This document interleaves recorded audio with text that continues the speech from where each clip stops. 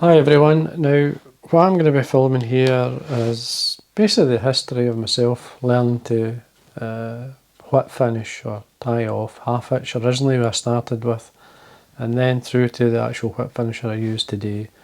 And so basically I'm going to show you how I started. We'll try anyway. So, and there's a wee twist in the tail. I've got a whip finisher here I was given. Davie, could you film a video using this whip finisher, because I'm struggling, and they're not expensive whip finishers. And he just says, I've got a spare, gave me it, and I've never filmed it because at first I really struggled to understand how to even tie the knot with it. So I'll give you an idea. I'll go through it anyway, the history and how I learned to basically tie off once I tied the fly. Now I've basically got a hook on the vise. Now obviously get the thread on. This is a heavy orange neon thread that I've got. Hopefully you can see it okay. And what I'm going to do is just basically put some thread down. I'll take the waste away, and then I'm going to come back up like I'm going to ready to whip finish. Now when I first started, all I did was half hitch. So basically I just put my fingers round, twisted my wrist, and then did a wee half hitch, and then slipped it up. Oops, that wasn't very good. So basically put it up, just twist the thread and then put it on, and basically it was so untidy and not tight enough. I mean, it's a while since I did this, so once you get used to it, it's just nice and tight. So some would do 2 or 3 times, but you would never get a nice neat head when you did that. So basically that was the half hitch with my fingers. And then what I started from there was I get told to use a tip of a pen. So I'll show you what that was like.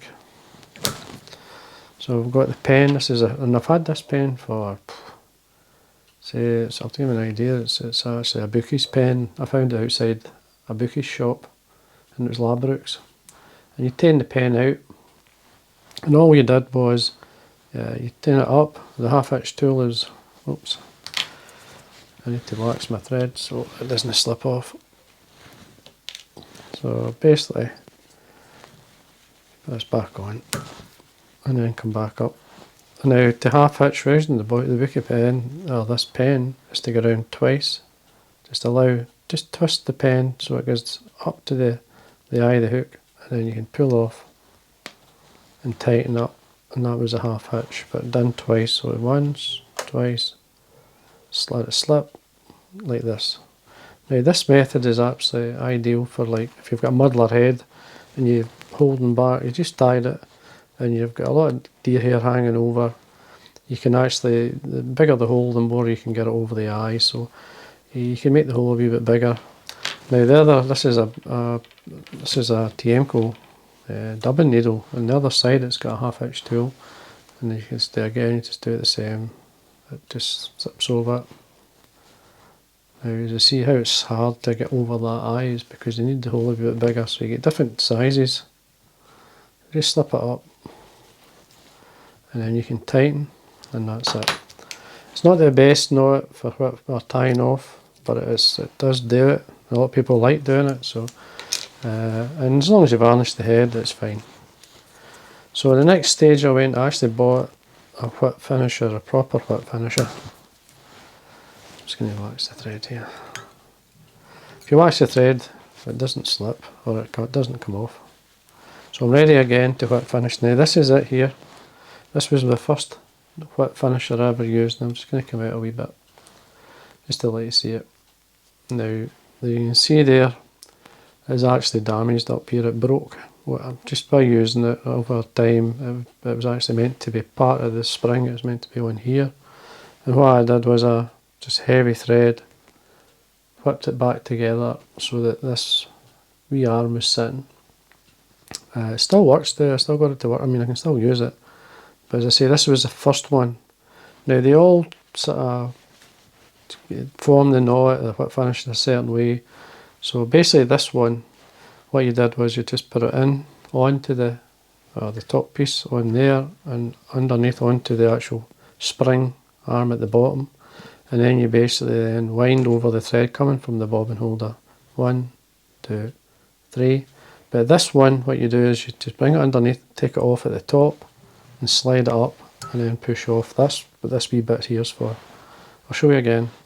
So we then twist it round, we go 1, 2, 3, bring it underneath, take off the top, slide it up.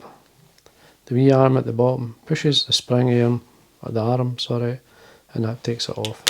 And this is the very first. I've always kept it because it was really the first whip finisher I bought like this style. Even though it was broken, it still works, and I could still use it, but I put it to the side. Now, and that taken me from 1983. I worked on basically the half hitches and that to 1990, and then I actually bought this whip finisher. This is the Mattarelli. Now, you know these two wee rubber, these are O-rings I put on. I'll show you the reason why I've got them on. Now, I actually stopped using this just recently. I don't know if you can see there, but there's a lot of play in it. Now, this is the original Mattarelli, this is the original design. Now, I've got a new one. I was lucky enough to get hold of one because they've stopped making them. You can get copies, but you can see there's no play or very little play in this one. This is a brand new one. It's one that's been, a friend of mine had bought and just never used it, so I was lucky enough to get it. So, but just to get an idea of how much I wore off, I mean, you can see I wore off the tube. I'm not sure if it was the top part. I think it was actually down here it wore. And the silver plates come off. It's went back to the copper, or the, sorry, not copper, the bronze-like colour. But there we are. This is basically originally. But to fix it, what I did, this is why the O-rings. There's two reasons for the O-ring. One is to take away this play. So these are small O-rings. I just slipped that down, put it in there. That basically brought it back to where it should be.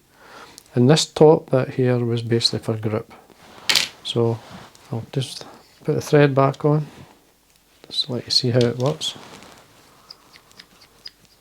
So it just, at the eye, I'm just going to put some thread on. Popped off. Shouldn't do that, should maybe just cut it. Here's my scissors. And now, the way to work this, the Mattarelli, you see it's a rotating whip finisher. You basically stop it rotating. You just place it on the thread. It's on my side, so the top goes on and you lift it straight up. But you keep the whip finisher underneath the hook, and then you slip your fingers onto the barrel. And this is where the wee O-ring comes in handy, and then you just whip finish. But this one, you actually take away the bottom part, slip up the tip, and then come off. And then you tighten. Show you again. So you put the top in, and it's on my side. On the bottom, just bring it round, and then basically the thread that's from on the hook stays straight, but the thread coming from the bobbin holder is laying on the side, and you just wind it forward towards the eye, take away the bottom and slide up, and then tighten up. And that's basically using the Mattarelli. Now, I'm just going to take this off. Now, there is a long reach one. It's this one here. This is a Mattarelli. This is basically long. If you look at the difference in length. Now, this is basically for whip finishing. Say if you've got a material at the back of the hook and you want to whip finish at the back, like on a tube fly or on a large hook. So basically that was the long reach one. It's the same knot.